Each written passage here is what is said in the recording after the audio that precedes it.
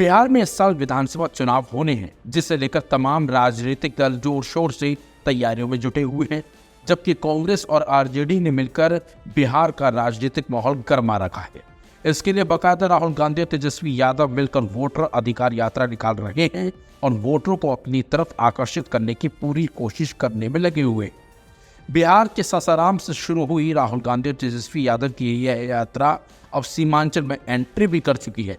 राहुल की इस यात्रा से सीमांचल का माहौल कितना बदलेगा, ये अभी कहना काफी मुश्किल है, लेकिन राहुल और तेजस्वी की सभाओं में जुट रही भीड़ को देखकर अंदाजा लगाया जा सकता है कि बिहार चुनाव 2025 में कुछ तो बड़ा खेला होने वाला है। हालांकि सभाओं में जुट रही भीड़ सीट हासिल का पैमाना बिहार में अभी तक तो नहीं दिखा है। सीमांचल क्षेत्र में लगभग 40 से 45 विधानसभा सीटें आती हैं, जो पूर्णिया, कटिहार, अररिया, किशनगंज, सहरसा और सुपौल जिलों में फैली हुई हैं। ऐसे में सभी पार्टियां मुस्लिम बहुल सीमांचल में इस बार गणित सेट करने में जुटे हुए हैं। लेकिन बड़ा सवाल यह है कि इस बार ओवैसी फैक्टर चलेगा। अगर चला तो किसको फायदा और किसको नुकसान होगा। अगर नहीं चला तो महागठबंधन को फायदा या पीके की पार्टी स्वराज को फायदा मिलेगा, ये भी देखने वाली बात होगी। सीमांचल के कुल आबादी की बात करें तो सीमांचल में मुस्लिम करीब 30 से 35% हैं। पूर्णिया, कटिहार, अररिया, किशनगंज, फारबिसगंज, सहरसा, सुपौल और कटिहार में मुस्लिम आबादी के साथ साथ यादव, दलित और अन्य पिछड़े वर्ग यानी ओबीसी की भी मजबूत उपस्थिति है। बीते कुछ दशकों से इस इलाके में राष्ट्रीय जनता दल का 40 से 45%, बीजेपी, जेडीयू, एलजेपी, आरएलएसपी गठबंधन का 35 से 40%, कांग्रेस और वाम दलों का 15 से 20% हिस्सा रहा है। लेकिन 2020 का विधानसभा और लोकसभा चुनावों में ओबीसी की एआईएमआईएम ने जबरदस्त कामयाबी हासिल कर सबका गणित बिगाड़ दिया था। ऐसे में राहुल गांधी तेजस्वी की सीमांचल इलाके में होना 2025 के चुनाव में बड़ा मैसेज दे रहा है। बिहार की राजनीति में सीमांचल का क्षेत्र एक तरह से किंग मेकर की भूमिका निभाता है, खासकर कटिहार, पूर्णिया, किशनगंज और अररिया जिले के 24 विधानसभा सीटें में। कटिहार में 6, पूर्णिया में 7, अररिया में 6 और किशनगंज में 5 शामिल हैं।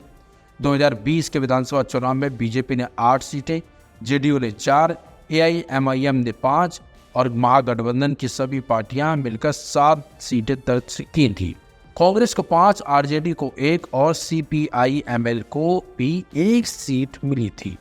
एआईएमआईएम की 5 सीटों में से 4 विधायक बाद में आरजेडी में शामिल हो।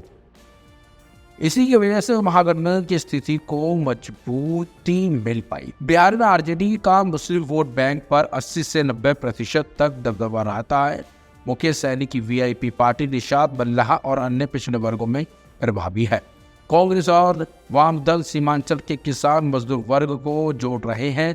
सभी पार्टियों के एक साथ आने से सीमांचल में महागठबंधन को कुल मिलाकर लगभग 50 से 55% वोट मिलने की संभावना है, जो उन्हें चुनावी मुकाबले में बढ़त दे सकते हैं। एनडीए के हिस्से में सीमांचल के विधानसभा क्षेत्रों में लगभग 35 से 40 वोटर प्रतिशत है, जिनमें ब्राह्मण, राजपूत और अन्य उच्च जाति के साथ कुछ ओबीसी भी शामिल हैं। साथ ही कुछ मुस्लिम वर्ग भी बीजेपी से प्रभावित हैं। खासकर मुस्लिम महिलाएं मोदी नीतीश की योजनाओं से प्रभावित होकर वोट उन्हें करती हैं। लेकिन ओबीसी की पार्टी मुस्लिम वोटरों के बीच तेजी से प्रभाव बढ़ा रही है, जो महागठबंधन के मुस्लिम वोट को खा सकती है। एआईएमआईएम का असर जो उभार है इस इलाके में काफ़ी ज़्यादा है और अब मुस्लिम वोट बढ़ने की संभावना लेकिन पड़ गई है, जिससे महागठबंधन को नुकसान भी हो सकता है। ओबीसी की पार्टी सीमांचल में लगभग 10 से 12% वोट हासिल कर सकती है, खासतौर पर अररिया और किशनगंज इलाके में। बीते चुनाव की बात करें तो बीते चुनाव में ओबीसी की पार्टी ने 5 सीटों पर जीत दर्ज की थी।